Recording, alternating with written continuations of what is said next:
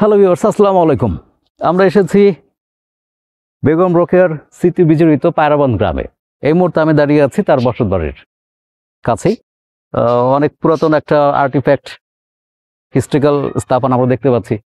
তো এখানে আমি যে জন্য এসেছি আপনাদেরকে ঐতিহাসিক স্থাপনা দেখানোর সাথে সাথে আমাদের যে প্রফেট হযরত মুহাম্মদ সাল্লাল্লাহু আলাইহি সাল্লাম তার ব্যাপারে যে আমরা প্রথম যে অথেন্টিক ইনফরমেশন পাই সে ব্যাপারে আলোচনা করার জন্য। হযরত মুহাম্মদ সাল্লাল্লাহু আলাইহি সাল্লামের ব্যাপারে আমরা সবাই জানি যে ইবনে ইসহাক হচ্ছেন প্রথম ব্যক্তি যিনি তার জীবনীর লিখেছিলেন। এবং আরেকটা মজার ব্যাপার হচ্ছে যে তারও আগে আমরা হযরত মুহাম্মদ সাল্লাল্লাহু আলাইহি সাল্লামের রেফারেন্স পাই। আমি আপনাদের রেফারেন্স দিচ্ছি।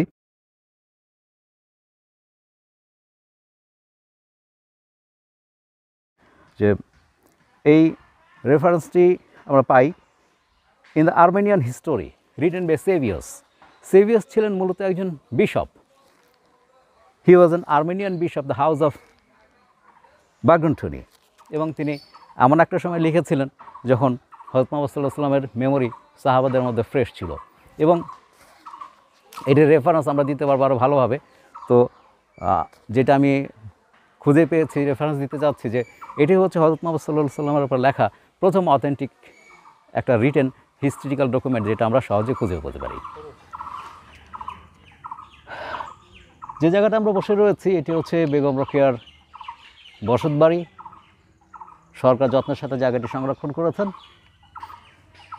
তো যে প্রসঙ্গে আমরা ছিলাম,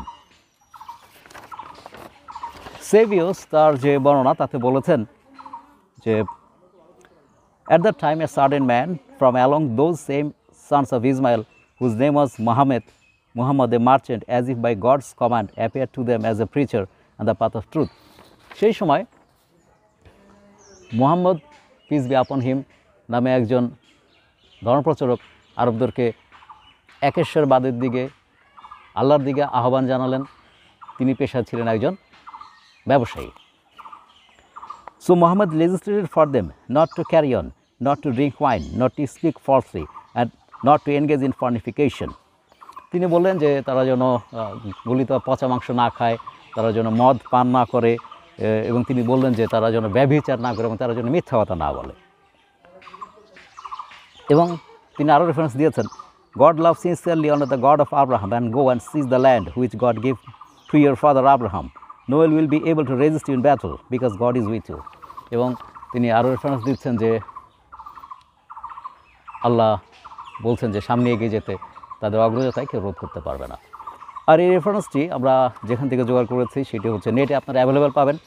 translated text for historians volume 31, the Armenian history attributed to সেভিয়াস, translated with notes by R.W. Thompson Historical, commentary by James Howard Johnston, assistance from Tim Greenwood, Part 1, translation and notes, Liverpool University Press.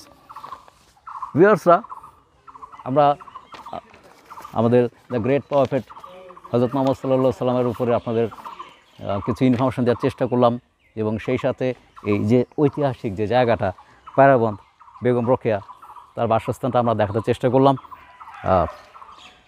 আপনারা যদি যেহেতু মনোযোগ দিয়ে ভিডিওটা দেখেছেন, আপনাদের এই মনোযোগ দিয়ে ভিডিওটা দেখার জন্য আপনাদেরকে অসংখ্য ধন্যবাদ।